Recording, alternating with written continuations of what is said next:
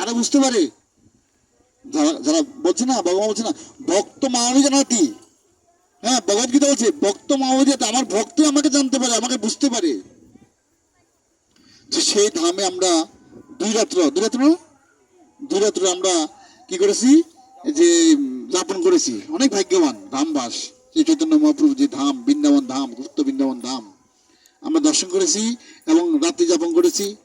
আজকে আমরা সবাইকে কমে গিয়েছে যে গয়া ধাম, এই ধামটি বলছে বিষ্ণু ধাম বলা হয়েছে। কেন বিষ্ণু ধাম? যে সত্যযুগে হরি ছিল বিষ্ণু, বিষ্ণু স্বয়ং বিষ্ণু এখানে পাদপদ্ম স্থাপিত ভক্তের প্রার্থনা অনুযায়ী।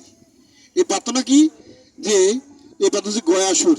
গয়াসুর যদিও উনি অসুর ছিলেন, কিন্তু ভগবান বিষ্ণুর মহান ভক্ত। বলছে বৈষ্ণব হৃদয় সবসময় জগৎবাসীর জন্য হৃদয় কন্দন করে, কান্না করে, পরে হিতের জন্য ভক্ত কিভাবে উদ্ধার করবে, এই জন্য কৃষ্ণ ভক্তগণ দেখেন আজকে আমাদের বাংলাদেশের যে পরিস্থিতি। আচ্ছা, ইসকন ভক্তের কোনো কিছু আছে বলেন? আছে কি না? তারা আজকে কৃষ্ণ ভক্তদের প্রচারের জন্য জীবনকে উৎসর্গ কেন কেন উৎসর্গ করছে? জগৎবাসী যেমন জীব যাতে উদ্ধার লাভ করে। এখানে কেউ কি বেতন দেয়? আপনারা কি আমাদেরকে বেতন দেন? বেতন দেন কিনা? কিন্তু আপনাদের তাড়াতাড়ি যায়, হরিনাম করেন, মালা করেন, ঠিক কিনা? যে কোনো চাকরি বাকরি করে না, ভগবানই চালাচ্ছেন। তো এই যে জীবন উৎসর্গ করেছে কি জন্য? জগৎবাসীকে উদ্ধার করার জন্য।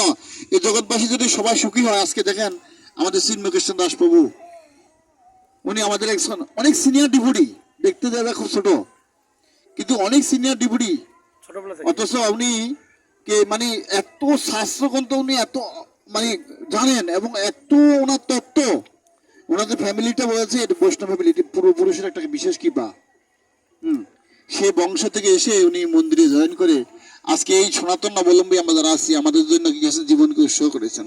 উজ্জ্বল কৃষ্ণ দেখেন, হ্যাঁ, আজকে সে অনেক কষ্ট করতেছে, জেলে বন্দী হয়ে করতেছে কিনা, আমাদের জন্য, সনাতন ধর্ম অবলম্বীদের জন্য অনেক কষ্ট স্বীকার করতেছে।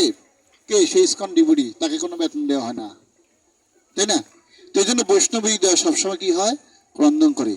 তো এইভাবে এই গয়াসু চিন্তা করলেন, এই জগৎজীবী মানুষ যেহেতু সত্যযুগে কি ছিল, সত্যযুগে 4 ভাগ সত্য ছিল, সত্য পূর্ণ প্রতিষ্ঠা। তখন চিন্তা করলেন সত্যের পরে তেতা আসতেছে, তেতা যুগে মানুষের কি উপায় হবে, কি গতি লাভ হবে, যে তখন কি হবে, 3 ভাগ সত্য থাকবে আর অধর্ম থাকবে কি 1 ভাগ। অধর্ম হবে জীবন যাপন করবে, মানে সত্য ধর্মের 3টি স্তম্ভ সঠিক থাকবে, 1টি স্তম্ভ নষ্ট হয়ে যাবে।